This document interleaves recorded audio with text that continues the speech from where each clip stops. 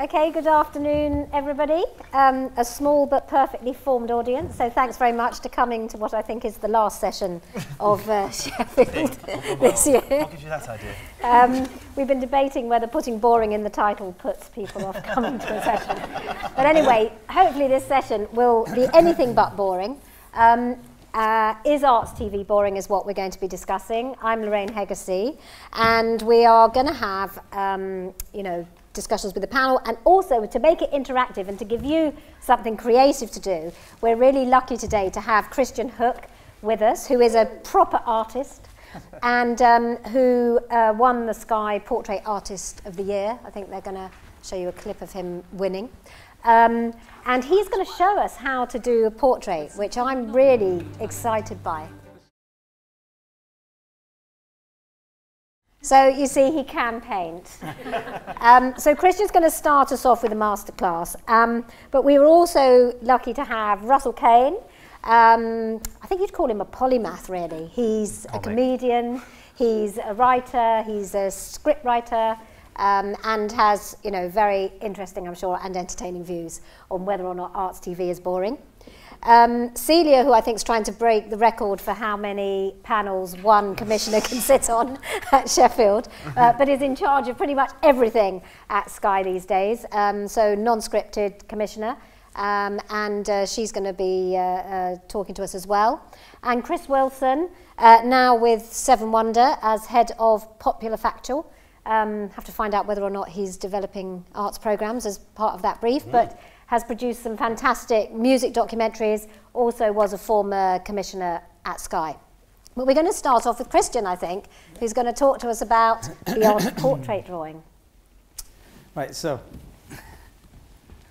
these are a few examples of, I think, of what most people do at the beginning. So hopefully you'll all end up with something a bit better than this today. So I think these were done, some of them were done by them. Anyway, so what I'm going to do is I'm going to start you all off by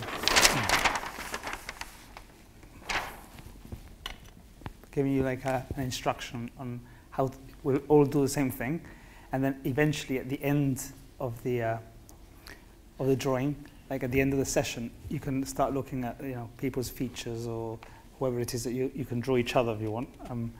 But you look at the details at the very end. But hopefully, like by the end of the session, you'll all end up with a relatively good portrait, which is the aim of it.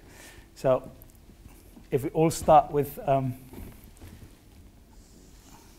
hope that's not to do a straight line. Keeping it straight is quite difficult. So if, as long as it's not like a banana or like that, it's fine. So just a straight line down, yeah? And then if we can have,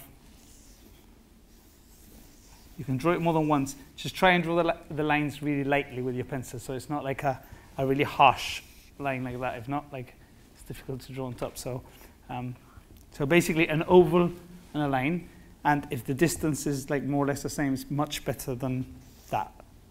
That would be harder to get. Like, the reason why we have the line in the middle is so that we have like something to measure both sides, yeah?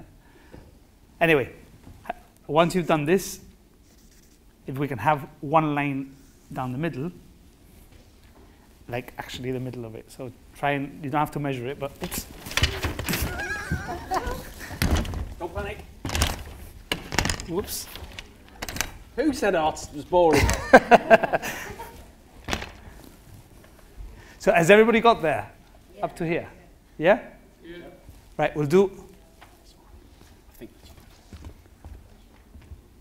Right. So one more line from there to there. If we measure more or less the middle, we're going to do one more. See, somehow his already looks like a face, doesn't it? I don't know why.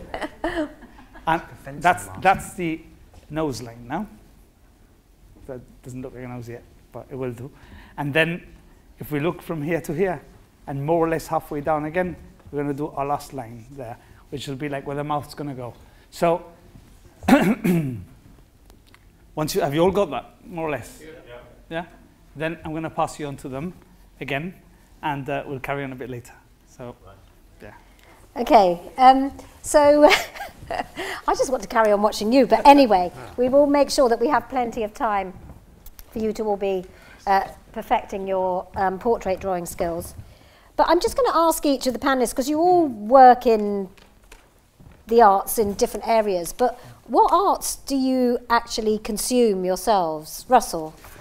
Well, mostly books, because they're the most portable and practical thing when I do a lot of stand-up comedy, and even if your Kindle runs flat, if you can't get a Wi-Fi signal, the trusty book never lets you down. So the thing I do the most of is reading. If I've got time in a city, like if I arrived in Sheffield and I was doing a 2-day run, and I've got time to kill, I may well go to a gallery. But that's the main thing I would do. Is I'm a reader. That was where I started the degree in English, and I ended up working as a writer, and then I drifted into this. So that's still where my first love is with literature. And do you have particular favourite authors? Evelyn Waugh, because I did the mastermind thing recently, so I did it on. Oh, yeah, that's right. I did Evelyn Waugh. Although I did pick him just because the oeuvre was small enough so you look cleverer. Basically squeezed out 11 books, then died. If you're ever going on Mastermind, I have someone that sounds impressive but that died after 8 or 9 slim volumes. Siegfried Sassoon, maybe. Yeah, that's why I went for Hemingway the second time. Right. Again, Hemingway, 10 books, killed himself. And, so yeah, I do like that kind of, if we go sort of boiled down, sort of minimalist literature. I like literature like Murakami, for example, where the words float on top, but all the thought is underneath it. It's the opposite of what most stand-ups do, naming no names, which is florid, massive language and very little underneath, but vacuous thoughts. But yeah, I love authors like that. But then I also do like sort of dead prolix authors like Anthony Trollope. I don't mind a bit of Trollope as well, but he was down to earth in the way he thought, because his autobiography destroyed his reputation, because he listed in the back how much he got paid for each book and how many words he had to type before he earned £1 and everything. And everyone's like, oh, you can't be an artist if you've attributed value to something. It might be something we talk about today, and it's like, who made that rule? Yeah. That, and he actually said art is like making a shoe. You're still making something. It's a practical thing. So I like him for that. So Trollope, Hemingway, Murakami, Waugh, Steinbeck I like as well. Okay, so given literature is your passion, do you feel TV covers literature? Not really. Adequately? I mean, I'm sure, I don't mean to jump the gun, and you guys know what you're talking about more than this, but the problem with a lot of arts, it's like, you know when you go to a town like Monmouth, and you think, Christ, this town never anticipated the invention of the car, and all the streets, you can't park, you can't get round them. I think a lot of arts could never have anticipated the invention of television, and they're so big and cumbersome and untelevisual that it's hard to drive them, to finish the metaphor, to drive them through the town of Skye. No, but it's like, how boring is a programme about books, no matter how hard you try? But reading is quite a private experience, and fair play to portrait artists for finding a way to do the visual arts in an interesting way. But so many arts are electric and exciting and wonderful and elevating and transformative when you see them live, and then sort of dull, limp and flaccid when you watch sort of 4 middle-class people discussing them on TV. So it's a way of finding clever ways to transform those art forms into the television, and that's what these guys do. They go, well, actually, how about... Wreck it. That's what you're accusing us. We totally wreck the arts. By no, I'm saying you're at the creative end going, what about if it was Portrait Artist of the Year?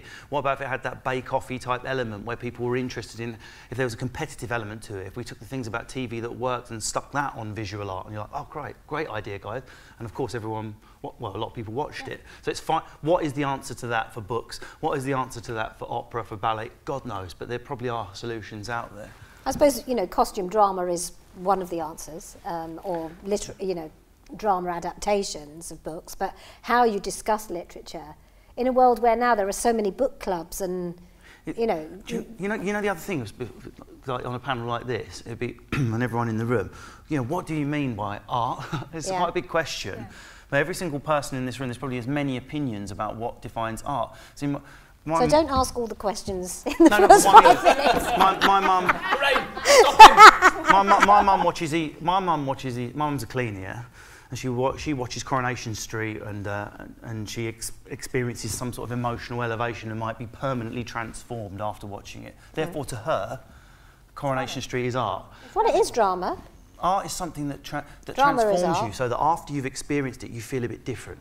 That's the simplest definition I can think of. So Celia, what do you follow that? Celia, do I what do you like consuming What do of I- the arts if you ever have any time off? Well, I go to some things through work, through Sky Arts, so I've been lucky to kind of go to some of the fancy stuff, which is good. And I always feel a bit uncomfortable in the theatre, actually. I love the movies, which I know is, you know, and I think that's the definition, is like, you know, somehow if I say I don't really like opera and I'm not that mad on theatre, I sort of feel nervous saying that, especially as somebody representing Sky Arts. But I think that's part of the problem, and actually I love movies, and there are amazing movies, and some of them, and I'm not talking about, you know, odd, obscure Japanese art house stuff. I'm talking about proper movies with amazing acting. Bridesmaids too. Yeah, classic.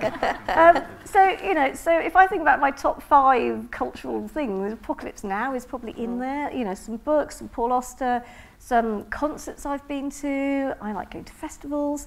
And then also, I live out of London, which I think also has made me have a very different approach to art and culture, because I go to a load of local stuff, which would never be critically acclaimed, and frankly, some of it's pretty awful. But there's something really kind of joyous about going to a local event and actually seeing a lot more people than are here today, you know, of all ages and all, you know, different clothes and styles and what have you, and they're just ordinary punters lapping up art in Stevenage, which, as you can imagine, is hardly the cradle of civilization. So I spend a lot, my actual sort of day-to-day off-duty time is spent going to local stuff. And I think it's actually really inspiring when you see people, and actually those are the people that keep the art world alive. It's not the critics. We spend so much time agonising about what the art critic for the Telegraph's going to say, because it can slaughter you. Or Not in Stevenage. Or make a run work. But actually, it's the people that regularly turn up at the local theatre, turn up at the local arts centre, go to an arts class, make pots, quilt things, all that stuff. And that is actually the bedrock of the cultural life of any country. And I think we ignore that. Well, you talked about film as being your favourite art form. And film is a visual medium. It's a moving visual medium. But even so, apart from film I guess it's film 2015 now, you know, there isn't really a film programme on television. No, because I think in the way that there aren't that many great travel programmes on TV anymore, because it's sort of review-type programmes. I don't need a TV programme to tell me what's good. I can get a tweet instantly from the premiere night. You know, all that review critical stuff is so abundant now that I don't need a TV show to do that. Yeah, but if TV ignores one of the things that most people consume as art in the UK, which is going to the movies, which is more popular than ever, whether they're watching them, you know, on DVDs or on demand or whatever, you know, the movie is alive and well, and TV chooses to pretty much ignore that medium. How does it stay relevant? I think you're seeing the arts exploiting movies in different ways. So in the West End, I was talking about this yesterday, you see, you know, Bradley Cooper's on the West End doing Elephant Man, and that's how you sell tickets. So, you know, so you take Hollywood and you bring it into the theatre. Also, you just have to look at, you know, go to any multiplex on a Saturday morning. You can see live from the Met, you can see National Theatre, this or that and the other. So actually, people who go to the movies are actually engaging in art, but they're not sitting at television watching it, they're going to their multiplex. No, but TV isn't engaging in that particular bit of their life. No, but does it have to? Should it? Well, I don't know. Maybe arts TV would be less boring if it did. Films become so mainstream that most of my friends, they'll know what's on, because Alan Carr, Graham Norton, etc. has had that film star on. They've spoken about the film, we've seen a clip about the film, they've spoken about why they've done this film and what's in the film, they've discussed the film, and then people go to the cinema and watch it.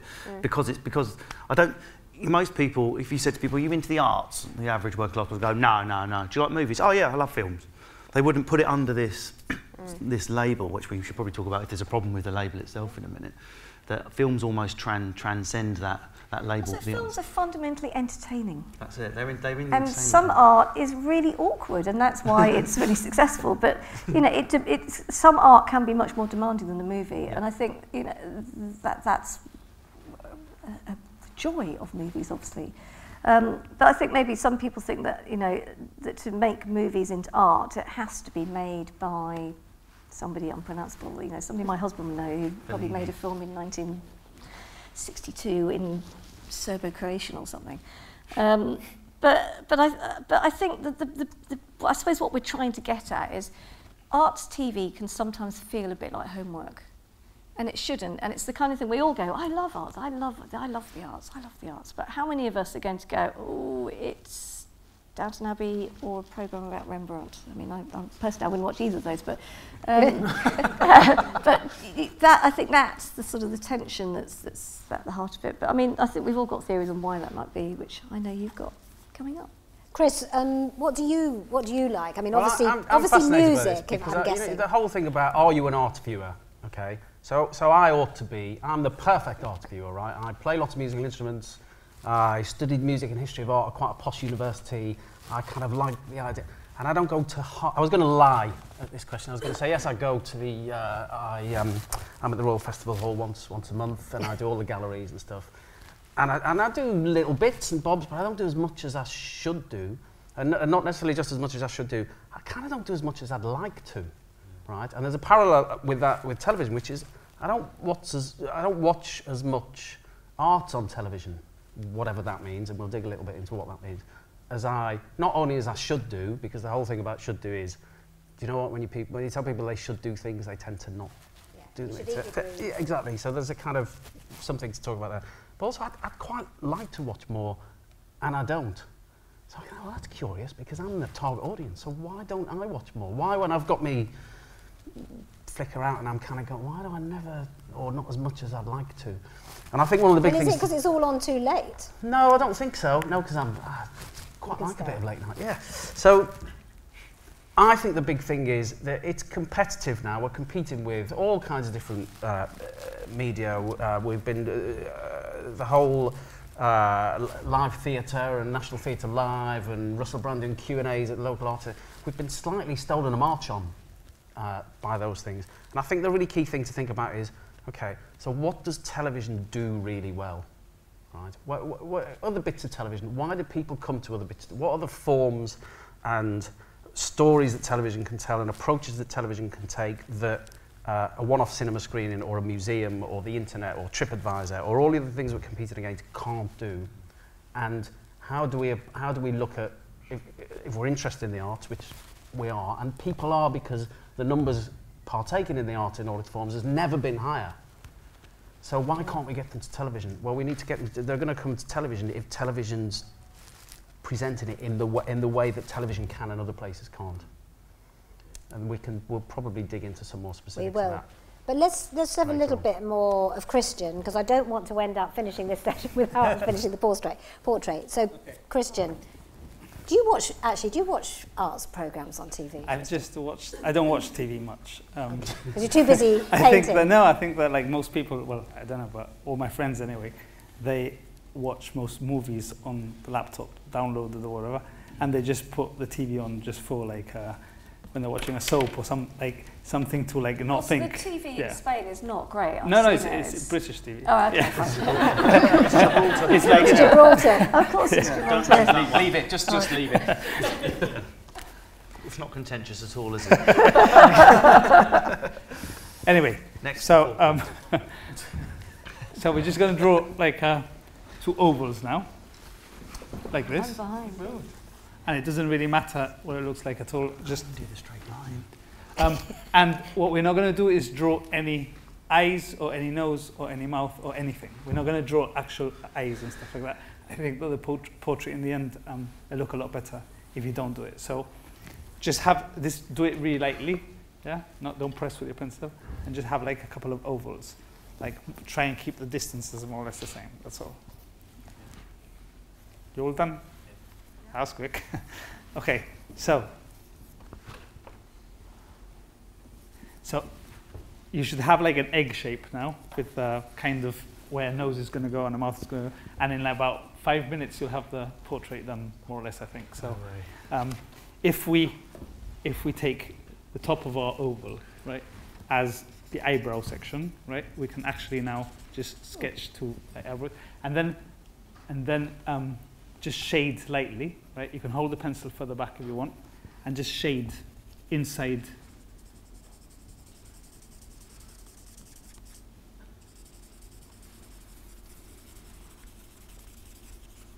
your oval, especially the top part of the oval. Okay? So let's just fill it in. Then under this part here, where the nose is supposed to be, yeah, we're going to just on both sides just add 2 little dots. Yes, similar distance, and underneath we're going to do a shadow. That's all. So we're only drawing shadows. That's all. No eyes, no mouth, no nothing. And this line, right? We're going to add 2 ends and have the shape kind of a lip, and fill it in, basically. No bottom lip, just like, you know, just shade a top lip.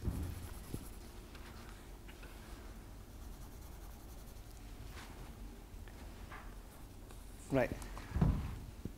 Has everybody done that part? Yeah?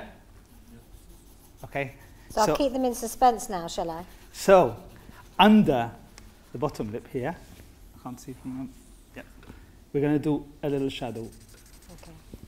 And you'll see, like, you know, the bottom lip. Can I see it from here? Yeah. So you should have all got to. Am I covering it? Iron Man. Yeah, Have you got Iron Man? Everyone's got Iron Man. Okay. Robert Downey Jr. with the mask on. We all done up to that? Yours looks more face-like Right, than okay. mine. Does it? No, it just looks small. So, if you add some cheekbone lines there, just shade it, yeah? Quite lightly, everything.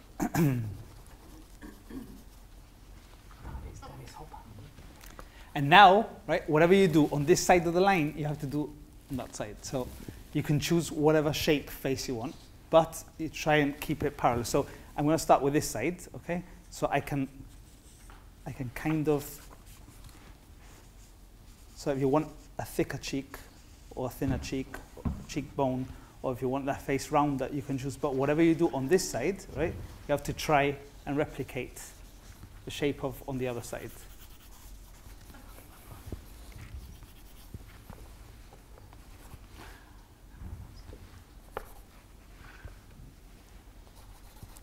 So shall we let them get on with that while we? Yep. You can carry on drawing while we talk. So to pick up on your point, Chris, it's what we're making arts on TV into that's the problem. Do you think that's true, Russell? Well, yeah, I mean, we're making the same point. Basically, it's finding the art and then working out what the optimal way is to do that on TV. But I do worry that sometimes people got a bit of hang up about just the word. The art. I mean, say 2 channels were launching tonight, and there's some brilliant thing. There is one launching Stephen tonight. Mangan tonight. What's it called? It's called Birthday. Birthday, right? There are 2 channels. One was called Sky Cutting Edge Drama. One's called Sky Arts. Would they seriously attract the same viewers? There is people have a hang up with going to something that's got arts written over the door. Not us. We're all into it. We all love books and theatre and all that kind of stuff. But the majority of people, particularly in this country, which is something else we might talk about, have a kind of, oh, it's got the arts word, it's not for me. But is that because of the class system? I mean, sorry? I don't know if Russell told you what the Facebook reply was on his today. I just put something on Facebook saying, anyone in Sheffield, we're doing a talk about the arts. And someone said, that sounds so boring, I would rather a tramp shit into my mouth. And I thought, not very elegant, but probably an offensive yardstick about how some people think about opera and ballet. And there is this massive it's not for me thing, which you don't, you know, when you go for like a weekend to Florence or something, or even in France, I don't know if it's just my imagination, but it seems to me there's more what I call properly working class people. There wouldn't be that barrier of going to the opera or going to a gallery. They're quite often in buildings like this, and even as I walked up to this building, I was like, oh my God, are we in there? And so, and that's somebody that's kind of, you know, I know that they're neoclassical columns and what have you, so it shouldn't be intimidating for me, but I think quite a lot of high art is in really intimidating buildings that require formal clothes and formal behaviour. You have to talk quietly. So there is a kind of, there always has been a traditional lack of access to art form, I think. But is that because the class system, the intelligentsia or, you know, upper middle classes have appropriated the arts and taken the joy out of them? Because, you know, like you, Russell, I mean, I've been to open air opera in Italy, and, you know, the diva comes on, she does her first aria, everybody cheers, there's no problem with that, you know, she then does her encore there and then because they love that aria, so why wouldn't she do it again? You know, you go to a concert in Britain and everybody frowns if you clap where you're not supposed to clap, because you're only supposed to clap when you get to the end of, you know, to the interval and to the end of the opera or the end of the concert. It's considered if you come from a certain background, I'm not getting my violin out here or anything, but if you come from a certain background, if I was to announce at one of my Christmas gatherings where I gather with everyone, I go, oh, tomorrow we're going to the ballet, it would produce an or like a snooty noise of derision in the room. I mean, it is not for us, the working class, and I don't know why it's become appropriated in that way. Because there's a taint. So, for example, I work a lot on a channel called BBC 3. And some channels carry with them their own sort of personality, where you think, oh, there might be people in this room that wouldn't switch on BBC 3 because they're being snobby in the other direction. Oh, it's a programme about painting on BBC 3, oh, that was shit, it's not for me then, I like the arts. So we're much more pigeonholy in this country. I have no idea why. Well, so there's reverse snobbery as well, maybe. Oh God, yeah. That we, you know. We have a class system, and everyone sits in their place. And if you're working class, you do these things, and if you're middle class, you're allowed to like these things. And there is some fluidity. It's a custard sandwich, our class system, isn't it? There's a bit of, you know, you can move around in the middle, but there is that crust. There is that crust at the top and bottom that no one gets into or out of. We did some research at Sky Arts, and what was interesting is that the potential audience sort of more or less fell into two camps. There was one camp who were very self-identified art lovers who kind of went, Sky, ooh, really? Darling, really? And then there was the other group of people who were like, art? Really? Isn't that all going to be opera and ballet? And then we kind of go, well, actually, no, we've got ABBA and Pink Floyd and dad rock and, you know, and popular stuff and movies and you know, comedy and things. They were astonished and said, oh my God, I would love that channel, where is it? But simply because of the word, so actually, so that's a real bummer for a channel that's called Sky Arts, because it's like, we're not hitting either appropriately, but that sort of does tell you a story of how people's perceptions is. But I think that's up to us to break that. But the real reason you did Sky Arts, and you call it Sky Arts, is to appeal to those upper middle people who otherwise weren't buying Sky boxes. I mean, you know, yes, don't be... No, that's true. No, that is true. But I think in the same way as you've seen, you know, that more people go to the Tate than go to football matches, there is a massive amount of headroom of people in Britain who love the arts, and actually, they, you know, we just need to tell them it's there and it's there for them, and hopefully they will come to it. But that art, that capital A thing, is a problem. I think there's an interesting thing about, I was thinking about this, about what's happened to, so I'm more interested in the television thing, whether people will go and watch opera or not. I don't get opera, so I'm not that interested. I am interested in whether we can get people engaged in artistic expression and the kinds of communication of ideas that I think art's about. Right? So what's interesting on television is look at history. Before Simon Sharma started walking down those staircases 20 years ago, who ever would have thunk history could rate on television? Right? Nobody who watches Long Lost Family, and there are millions of them, would say, did you see that history programme last night? Who do you think you are It's as a well? social history show, right? The Back in Time for Dinner that the Beeb are doing at the moment is a hugely popular, really successful show. It's a history show. 20 years ago, if we'd have sat here and said, there's a problem with history on television, how do we make history popular on television? Good luck with that. It's happened, hasn't it? So you start to think about, so how do you do that for the arts? How do you start to, I mean, I would argue that this is part of the way that you do it. So if you invited an audience to come and watch a history of portraiture, good luck with that. But if you do something that looks and feels and has the compelling components that somebody asked me something the other day about why has nobody done more bake-off. When I was a commissioner, people used to pitch baking shows, right? It's not about the baking, stupid. It's about the fact that they've identified something that we're all connected to, food, and we all think somewhere in our minds we could probably do that a little bit. And here are some ordinary people who are really passionate about it. So here it is done to its absolute limit, and it's within a compelling TV format, and you kind of think, bingo, that's it. And I think that's why portrait artists work, because we've all, and it's what we're all doing now, everybody can make a mark on a paper. Everybody's got that thing about were you good or bad at art at school, but whether you were good or bad at it, you can all kind of imagine, you know what you do? I could do that. Maybe I could do that. And so it's got that kind of, and suddenly you've got actually a very arty programme about a very arty thing. But it's, you know, Bake-Off's the king of the sort of Trojan horsing of material you wouldn't think was televisual. What I think it is, I think certain grammars and types of programme come into fashion and go in, and at the moment it's reality and panel. So is it more the case? I'm just thinking out loud here, I'm not a TV commissioner or anything, not yet. No, but is very it careful what you wish for. Is it more that when someone says, okay, history, how can we borrow the grammar of reality or a panel show and apply that to history, or apply it to baking, or apply it to portraiture? It seems there's certain dominant modes in TV that come in and out of fashion, like the sitcom drifts in and out. So is it a case of looking at what sort of is it grammar? Is that the right phrase? What sort of beats and grammars? It's about doing that and saying what does the medium of television do better than any of these other places people consume stuff. That changes. But doesn't what do you change. think it does better? So there are things like, you know, I was looking for the promo for the Guitar Star tonight. Okay, so I can't go anywhere. There's nowhere else I can go out there and have that curated for me and have who's on it. So Wilco Johnson and big name guitarists who, if you're a man of a certain age, you like to watch. Talking about older guitarists who, if you're a man of a certain age, you quite like to watch. Can't get that anywhere else. Doing things, process. Television is very good at process. Okay, so that's interesting. Television is very good at bringing things together across time and space that you wouldn't be able to gather otherwise. So making things happen that can't happen. Yeah.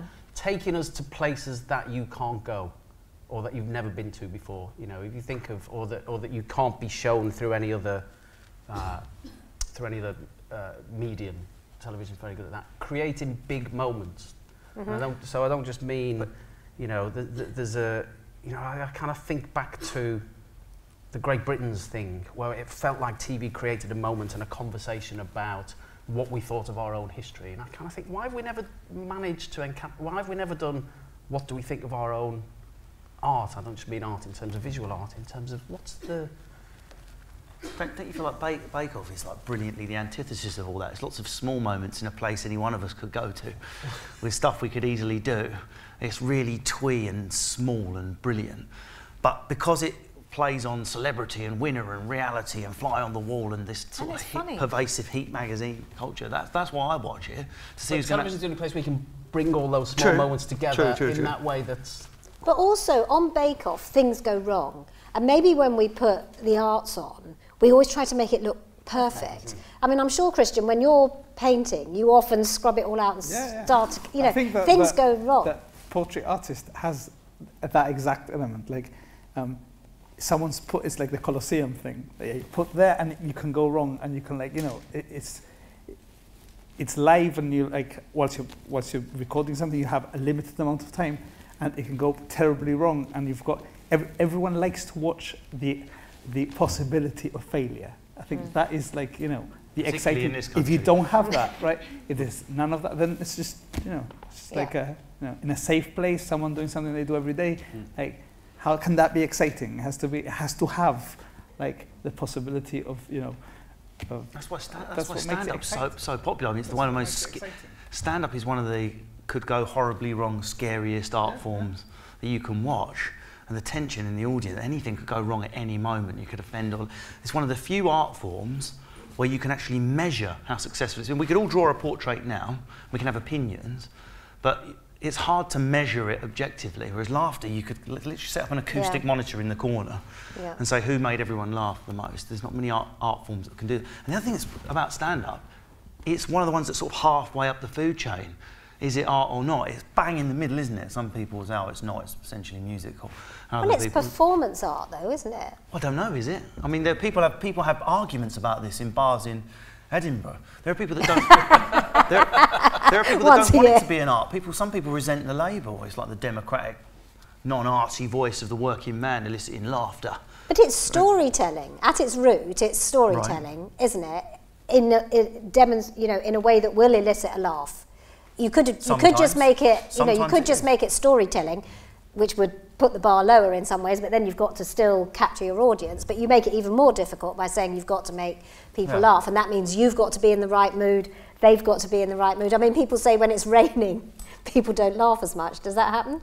Well, I'll tell you what's weird. It's interesting what you're saying about failure and everything, is because I've had the benefit of practicing my art form, if you can call it that, in Australia, the USA, and here, and the difference is unbelievable. About the middle of the gig, it all sort of works out the same. But at the beginning, British people definitely enjoy failure more. And this is the only country I work in, and I've worked in other countries in Spain and South Africa and God knows where, the only country where if, before you come on stage, the compere or host lists your achievements, it will make the gig harder for you. There is not another country in the world. The next guy's quite good, where British audience go, no, not fucking me, he isn't. We have a sort of, and what you were saying about perfection, we have a sort of, we don't like perfection in this country. We distrust it. We don't like things that are too finished. We trust stuff distrust stuff that's too nice. We're doing a failure season on Sky Arts, and that's precisely because we wanted to sort of allow people to understand that failure is the friend of creativity. And I think in this world everything's so perfect all the time. Nobody's allowed to make mistakes. We've all got to be thin and so we were really engaged with the idea of failure. And I think maybe sometimes, I think this is exactly right, this sort of sense that somehow art is sort of given to you. And actually I think we need to be, and it's always quite didactic, and it's usually a man walking, there's endless walking down the street shots, which just drive me mental. So I think there's I think we've been really guilty of not getting new storytellers in arts programming. I think we've been really guilty of kind of having a didactic, let me tell you about approach. And I think also we're just not experimental enough. And I think when we were pitching, we're doing seasons of Scots, and we put out a call for ideas for a sex season, which I thought was pretty easy kind of target for indies who are interested in making arts programme to come back with us. You would not believe how hard it was to get good ideas, and that it was extraordinary. So actually, I think there's we really do all need to push ourselves to make arts programming, and I think in that we have to accept failure. And I think, we have to put some weird stuff on, and I think we have to put some funny stuff on, and I think we need to be less purist about what an arts programme is. And interesting, we just in the sex season, we've just done a one-off programme about somebody reinterpreting the book The Joy of Sex. And it's 4 parts, 1 hour, and the last part is basically a screening of this performance artist's work. It's quite weird. But there's something... So you've still got a beard? Yeah, there's plenty of beards in it, trust me, not quite that, not on your face, anyway. But there was something completely joyous about the last part of the programme just being given over to this person's work. And I sort of was a bit like, and I was like, no, it's exactly what we should be doing. Let's just be more open, more experimental. When I watched Sky Arts, I just watched it because I saw the first, Portrait Artist of the Year programme or whatever. And I just, from then on, I just put it on sometimes and stuff. But I just noticed that that a lot of the programmes were like black and white history, documentary kind of thing. And I think that I've been a school teacher, I've been a teacher and tutor in university and all that stuff. And children have so much access, they can easily make a small movie with a telephone, and it's high quality, So, and then they finish it and they do something themselves, and they finish it and they post it and they see it and suddenly, you get everybody making things immediately at quite a high level, which is fun for them, right? And then you get to Sky TV or not Sky, just any channel that's got old history, droning voice, black and white, this is your, and you just switch it on, and immediately you just go off. That's it. So you can't have, in a history channel which is just dedicated to learning for university, then I think that's fine. Yeah. But if you're entertaining, right, you can't do worse than like children can do with it. You have to produce maybe smaller and a lot more newer things that, like, you know, that all these people can do that. It's interesting for them as well. Like, you know, if you have all this old stuff all the time in between, and how many times do you give a channel a chance anyway? Like, you know, you go on the channel and you see like this, like, really interesting thing once, and then you go back on, and the second, whatever time you're sitting down at home, you switch it on, and you get this black and white, really old, you know, war thing or whatever, which, you know, and then you put it on once more, and you never put it on again. Like, that's it. Like, you know, unless someone tells you, oh, have you seen this? And then, you know, word of mouth or through, you know, Facebook or through whatever. But I think that if it's an art channel, it needs to have lots of small, really modern, interesting, like, you know, stuff. Not long documentaries like from before, and like, you know, the Rolling Stones and so that.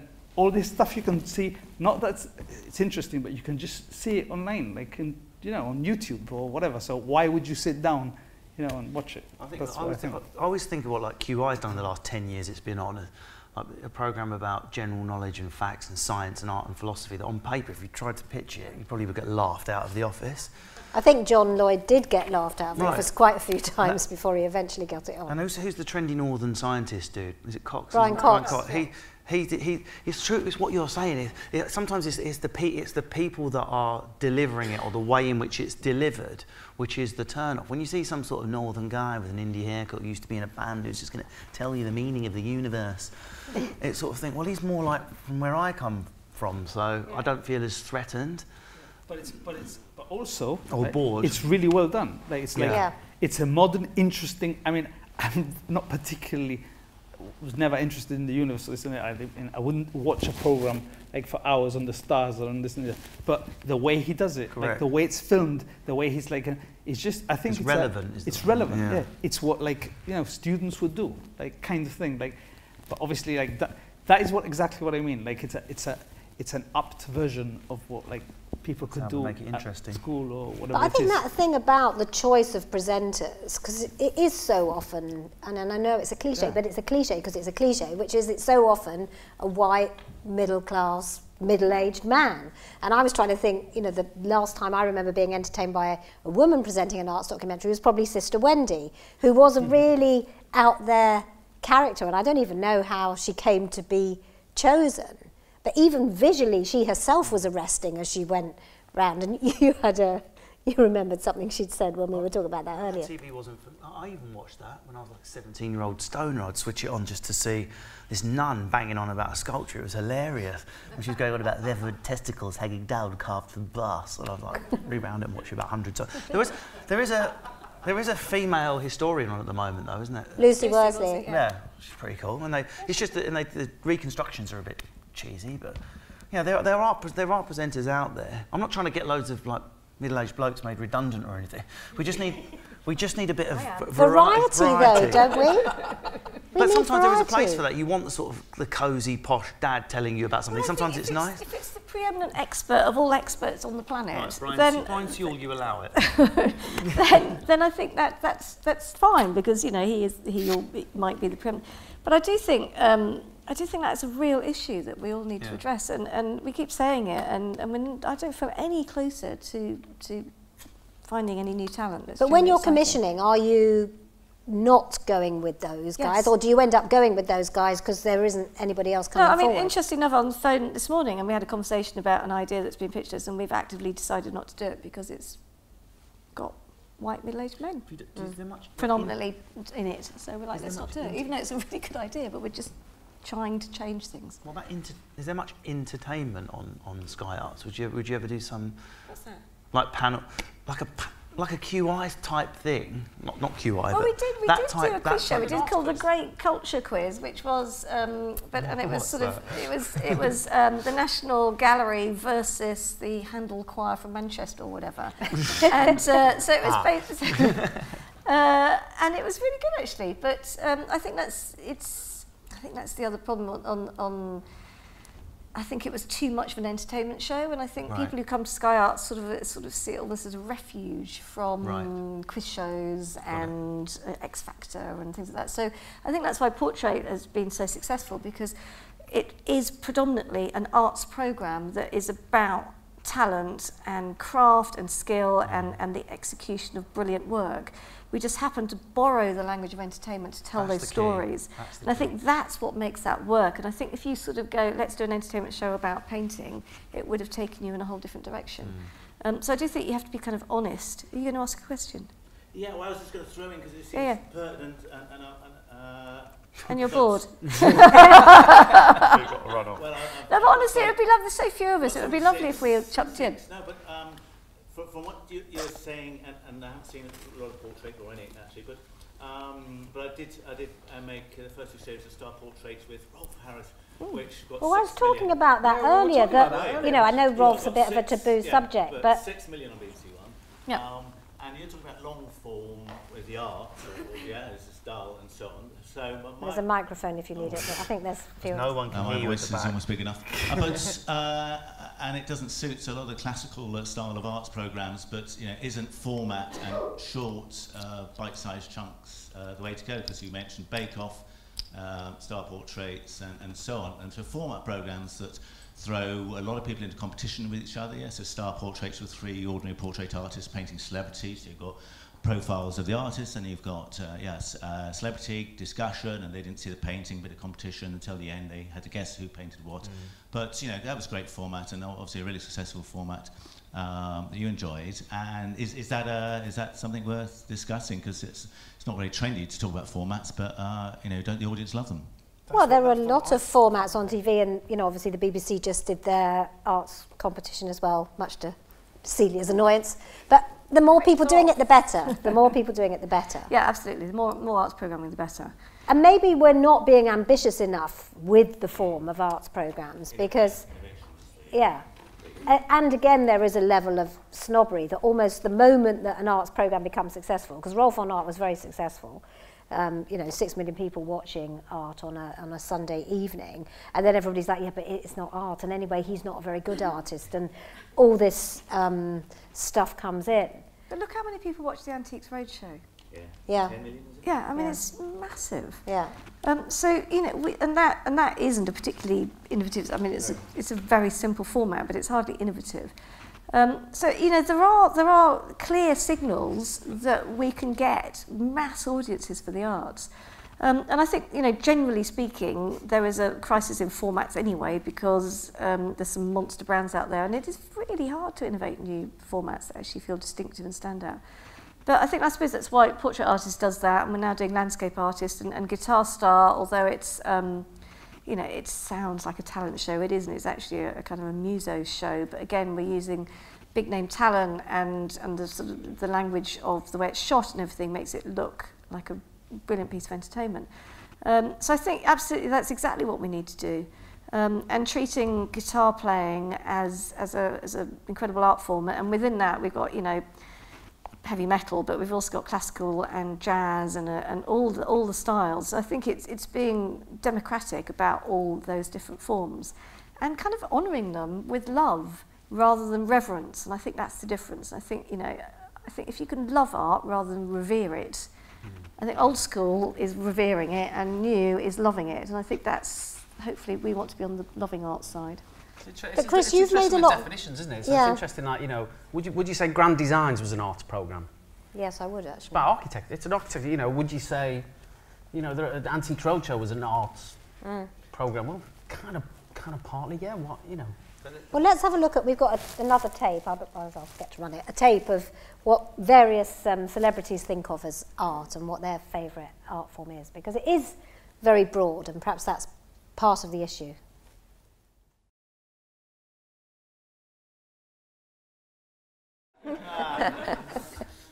So there you have it, such a diversity of views, and I thought, you know, the fact that we shouldn't tell anybody what to think, is that part of the problem as well, that people want to have their own emotional or visceral response to something rather than being preached to.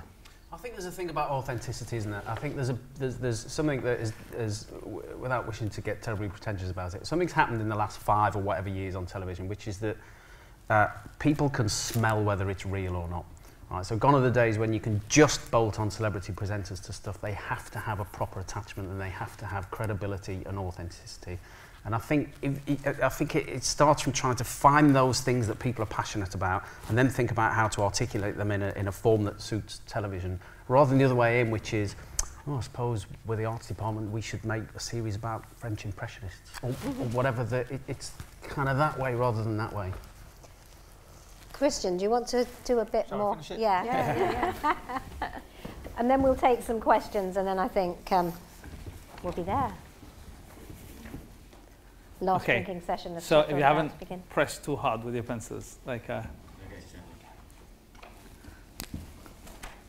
right. So where this line was in the middle, we're going to add just slightly above. We're going to add some shapes that look like ears. You just need the shape. No, it's not particularly important that you have any detail. And then we're going to add a neckline. So from, you see up there, oops. And you can sort of curve it and do more than one line wherever you want. It can be there, it can be further down.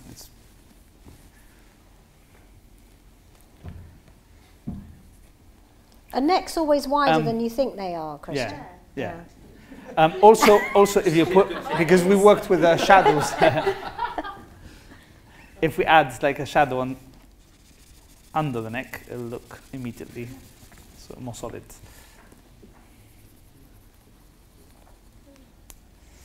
So everything, even the ears, we just have like a shadow there, and then there it'll already look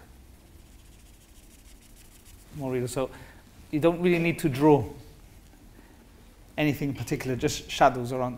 And for the hair, like we can add, if you want to look at someone in the room or draw someone, that was a good time to add, for example, glasses or hairstyle or whatever. So just make sure that you can go further up from this line. So the hair would be like sort of kind of. So if you want to draw someone in particular, obviously look at them and you can have. But if we just shade a section,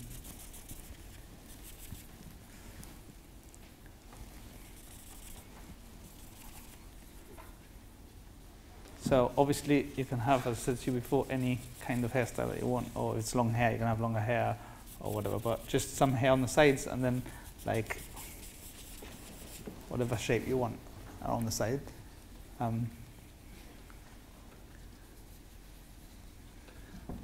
And finally, if the person's got glasses on, right, or if they've got a beard, or if they've got any, whoever it is that you're drawing, you can have that now. It looks much better without eyes. So actually, to draw a good portrait, a good sketch, really, right, you have to leave out all the stuff that you usually draw. So there's no eyes, no nose, no lines, no anything, and you end up probably with a better study than if you did it that way. You can put eyes in. Show us how you would draw an eye. I've got like, you know, the well, one on the sun bit. But if they're not wearing glasses, what would you do for the eye? If they're not wearing glasses, I just basically. Let me find another one. There should be another head around here. I do. Too hard. It always goes wrong. Right. If I wasn't drawing that, I just probably darken the area. I darken the area where the eye is going to be just a bit darker, and that's it. So you don't have definition. Like as soon as you do this kind of thing. This has gone cross-eyed now. As soon as you do this kind of portrait, it becomes like a cartoon thing. With the nose like that and the face. Stick to stand up, I think. So, so definitely. I'll butcher him, Rob. I think that if you look at your paper, they've probably been better than this type of faces. Anybody ready to show us some of their... Oh, good. Oh, they're really good. Yeah. Excellent. I actually did a drawing course recently for the first time in my life, having been the kind of person who was so useless at drawing anything. I used to deliberately spill my water pot over my painting at school. And, That's called Munchausen syndrome, isn't it? but one of the things they got us to do on the first day was to copy something, but to copy it upside down, so that you stopped thinking, oh, I'm drawing a hand or I'm drawing this, and you were just concentrating on drawing the shape. So it's another tip for you. And if you cover it and just, you know, draw it as you go, as opposed to trying to draw the whole thing. It was quite amazing how you could draw even when you thought you couldn't. And one more thing. So if you're interested in drawing anyway, if you want to, if you use the same exact process that I just used now, you can draw any head at any angle that you want. So basically, if I have like a center line anywhere, right? Take some questions. And I have one line for the eyes, another one for the nose, another one for the mouth, like I did before, you can actually get different angles of heads. Oh my God, that's amazing. Quite quick, really. Like, so. No way, that's pretty. Looking from top, that's incredible. So if it's looking from on top or whatever, you could still using the same oval thing. If I have the lines at the top of the oval. I can see why he won, can't you? Yeah. So you can have like Oh God, looking upwards. yeah, so you can basically like change the angle to any angle quite easily, really, if you just use this technique. Like, and it looks a lot better than linear things, like, you know, like that kind of thing. And then the eye there and this and this. So even if it's a face sideways or whatever, if you still use the same thing, you can angle it at any. Well, so if you use the same.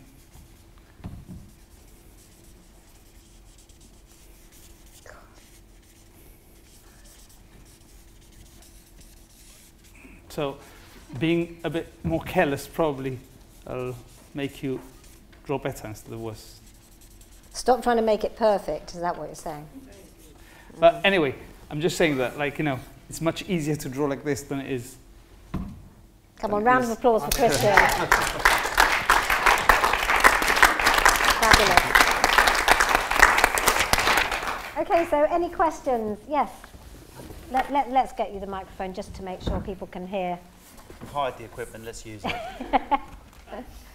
I just wondered whether you think that the reason that arts television is quite boring is because we take it too seriously in this country.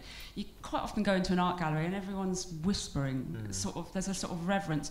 A long time ago I used to produce the Culture Show, and all these kind of really interesting producers would spend their weekends going to gigs and films, and we're all very witty people, and then they'd come in and pitch an idea about a very important artist.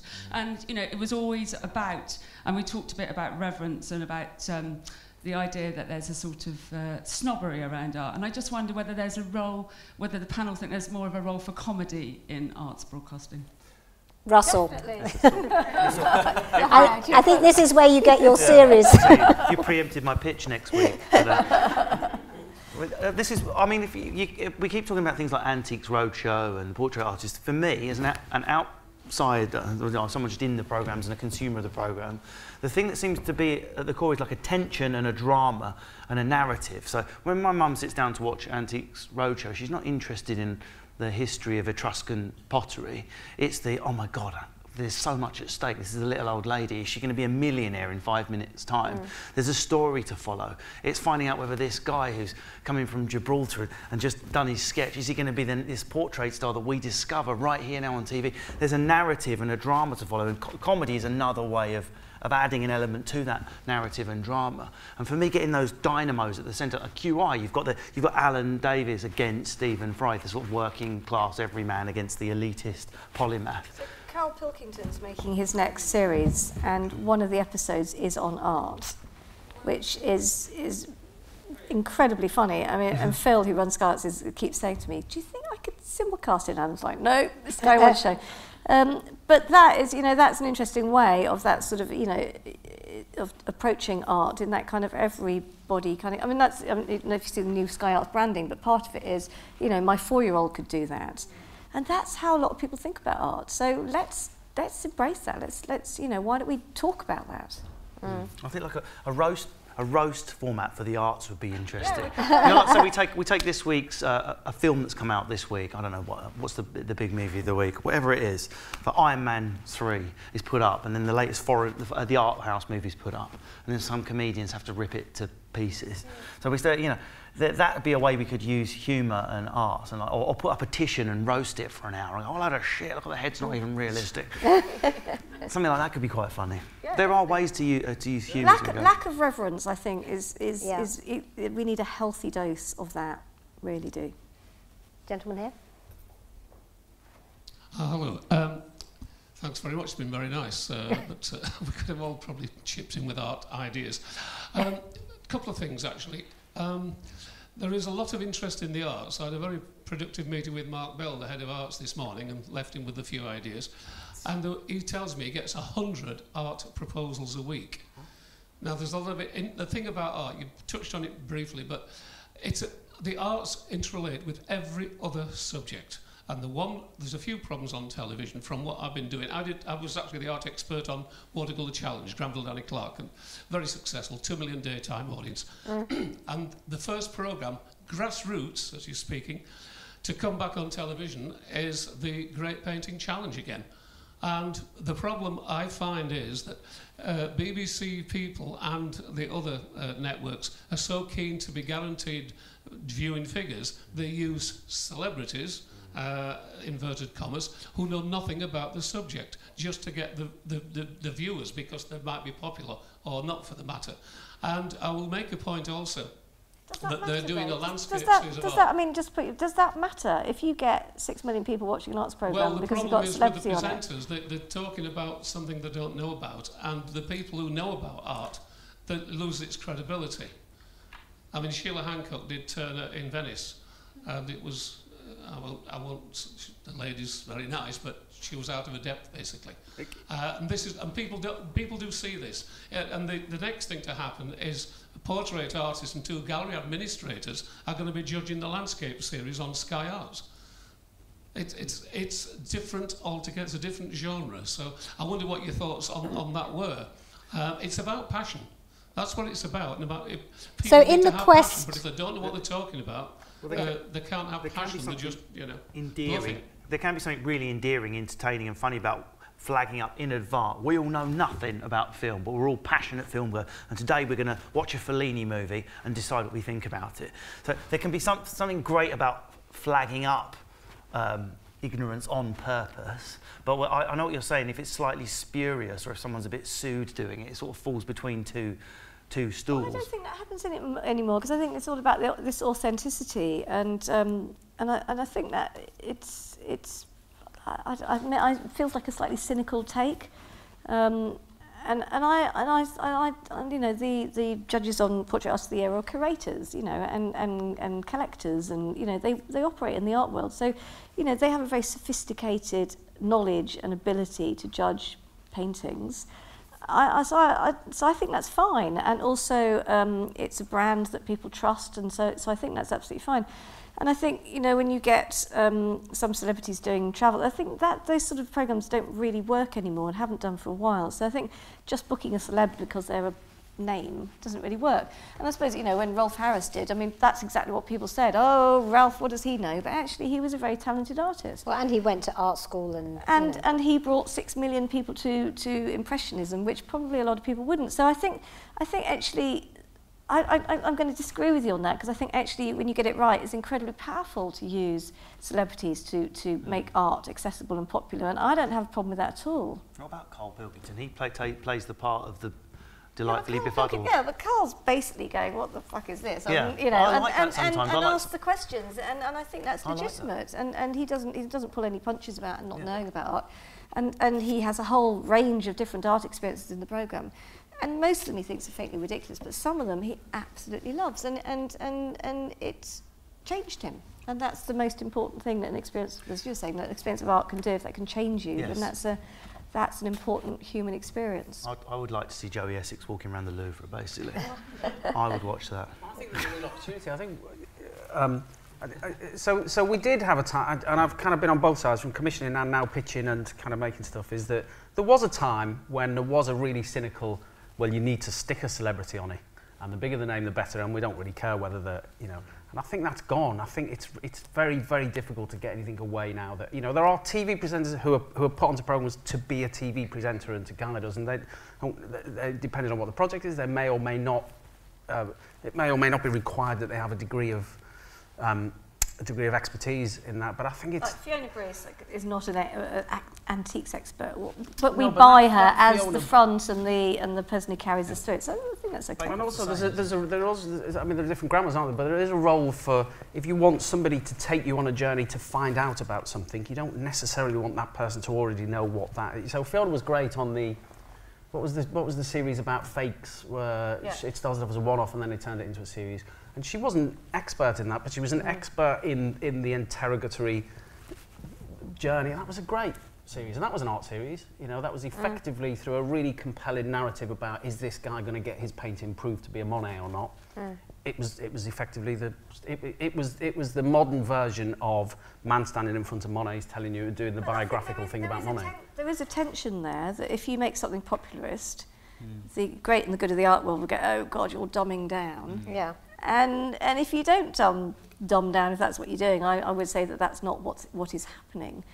Then then you remain in this sort of slightly closed, elitist kind of knowledge-based world, and I think that's wrong. That continues to exclude people. Yeah. So, I mean, I quite like it when you have a presenter like a Mellons, and then there's an expert. You've got Mary Berry next to us. They're paired with an expert. Sometimes it's nice to have the celebrity person paired with the expert. That can be a good Portrait. You have Frank Skinner. Frank's great, because who knew? Frank Skinner, Frank Skinner doing a painting show, really proper, passionate, That's got you going, proper. hasn't it? That's all right. Then. Good. That's good. Another question here. It's not quite a question. I just want your opinions on what I think might be a problem. I feel like I'm being spoon-fed and patronised when I watch a lot of arts programmes. I think it's a lot of piece-to-camera painting, and that formula makes me feel a bit patronised. And also, another thing is, when I get excited about art, it's because I can see that it connects with politics or something social or something. And I don't feel patronised when I watch Dispatches or something investigative. So I feel two problems might be, art seems to be put on television into a separate box to every other issue and thing, and it's not. Did you watch the Grace and Perry? Yes, I mean, that's an example of it working in tandem with sociopolitics. I think that's great. But I was just wondering what you thought about it maybe being a bit patronising, and maybe people transfixed by this idea that working class people think art is rarefied. I think maybe stop thinking about that, because maybe working class people sitting at home don't feel it's stuffy, and you know what I mean? That's kind of. I mean, we do the South Bank show with Melvin Bragg, and it's a very purist arts programme. It's a man interviewing a performer of some sort or a writer, and it's really interesting that so many people, I've been with him, and so many people kind of go, oh my God, when I was a kid in somewhere regional in Britain, that was the shining light programme that enabled me to go to art school. And I came from a family that everybody left school after their GCSEs or O-levels or whatever. So actually I think the power of a good arts programme to communicate with people who aren't in the middle class art world is really, really critical. And especially, we were talking about this beforehand, the Tory government and the pressure on kids at school to do SATs and this, that and the other, that actually it's more important now than ever that we have arts programming that connects with people, and some of that should be very chunky and intellectual and erudite, and some of it shouldn't. But I think the most important thing is that we need to make television programmes that actually connects and speaks to people and keeps the debate at the centre of our cultural life, because it's being eroded. And I think, you know, one of the reasons that we're so good at creating artists and movie directors and what have you is because of that grassroots stuff that happens to you when you're at school. So maybe we should be doing something with kids, I don't know. But I think what you were saying is art would be better received if it was contingent more on like what's going on in politics and the social world, rather than existing in this hermetic sort of seal on its own. Do you think that's true though? I personally go to art sometimes precisely for the opposite reason, to get away from anything to do with Ed Miliband and the recession and anything else, like some sort of aesthete from the 19th century that just wants to roll around in paint and have nothing to do with the real world. So I think it can be either or, would be my view. But for you might be quite sort of a social-political person, and the art needs to reach out and touch real life in some way. But for me, when I dive into, well, not John Steinbeck, that's a bad example, but if I was going to read Oscar Wilde or something, I'd like to be lost in it and it not be related to the... But maybe related to the human feeling and yeah. Oh, God. situation rather than separated in that way. So you can connect to a Mozart opera because it's about some guy, you know, falling in love or killing his father or having all these problems with his dad, and you know, it's kind of... That's one of my Edinburgh shows, actually. Lady at the front here now. It was interesting that you mentioned people relating to the South Bank show, having watched it growing up in the provinces or whatever, because I think that there should be more done about the regional arts. If you read the broadsheets, there may be one review from you know, an artist can't afford to live in London and can't afford to move to London anymore. So it would be nice to see more arts reflecting what's going on in the regions. You know, when I think Grayson Perry does that really well. You know, you were saying before, Russell, that, you know, people kind of go, ooh, if you say you're going to go to anything arty. Well, 200,000 people went to look at Grayson Perry's tapestries when they were in Sunderland, and, you know, that's fantastic. And people are interested, I think, if they're able to engage in the process particularly. You know. Yep, and we've got ideas that are going to address that very point. Which Two more questions over here. Keen to get them all in. Lady in the white top and the man in the black shirt, is it? Can't see in this light, black or navy blue. Hi, I'm a little bit depressed because I thought the answer to the question was no. Arts TV is boring. And I'm glad that people have mentioned Grayson, because I think those have been brilliant. I think the Gay Wedding was brilliant. I think the National Portrait Gallery show was brilliant. I think actually there's a massive range, and lots of it is really, really good. The lady's left, but the lady who mentioned humour yesterday, I just made a programme that no one's watched because it went out last night when we were all at a party on BBC4 about being Bohemian with Victoria Coren-Mitchell, and we had Stephen Fry and Richard Coles and lots of comedians, as well as Maggie Hambling and Johnny Woo and those kind of people. And I think Arts TV, there's lots of good stuff, and I'd just like to know, Grayson aside, because he's so amazing, what are the best things that you've seen? Good question. Yeah. What's the best thing you've seen, arts programme on TV recently? Well, I mean, it's not that recent. I did enjoy Lead Balloon with Jack Dee, because it was a rare sort of foray of arts TV into sitcom. No one sort of, the earth didn't open up and the Tate Gallery fall into it. I thought it worked quite well, and I always thought, wow, BBC4 moving into that world, that was exciting. Celia, yours? I mean, I think Guitar Style that's going out tonight is wonderful. Okay, best programme not on Sky. Oh, well, you know... I like biopics. When you see, like, the life of I mean, the normal Grayson Perry stuff I thought was really interesting, the first series, and I thought that he was a welcome addition to... So I think that has been sort of one of the standout programmes. But I think one of the things, I mean, to hijack the question a little bit, I think there is some really good arts programming on television, but we get pitched loads and loads of really boring ideas. Really boring ideas. Come on, let it all out. Yeah. No, but we do, and I suppose that... But we're trying to end on an upbeat note. No, but that's the challenge, is that, you know, let's be more explorative and more and bigger ideas and crazier ideas, and let's stop pitching, you know, the history of, or, you know, an essay on, or... Chris, what was your favourite? Okay, so I've got two. I've got Sky one, but not because it's Sky, but just because it's genuine. And I actually wanted to bit. So when you did Metamorphosis, Yeah, that was good. fuck, something that wouldn't necessarily come across my radar. Ballet, the Kafka thing imagined by, was it the Royal Ballet? Royal Opera House. There's a bug on its back in ballet. You've got it. Oh, you got to see it. It's amazing. That's one dance I could definitely do. And it's a documentary that whenever I get any opportunity, I tell people they must go and watch it. It's probably from about, I kind of think it was last year, so it probably means it's about 6 years ago now. And it was a part of an Imagine, but I think it was an acquisition for Imagine. I think it was about the Berlin Philharmonic. Have you seen the Berlin Philharmonic documentary? Where it's Simon Rattle's first year and they go to China. YouTube. It'll be on the YouTube machine somewhere. You don't watch TV? Okay. It does music. Arts TV does music well for obvious reasons. It's that moving sound, and there was a good program about the Bee Gees the other week. I didn't even mean to sit down and watch it. I sort of put one frame on, and then bang, you're in the chair, and 2 hours have gone by. Anything sort of biopic-y I love, like The Life of Norman Wisdom was on a little while back as well, and I watched that. That was fantastic. Very well. That was a very good question. Thank you. And final question. Leave it at that. Okay. Open-ended. Okay.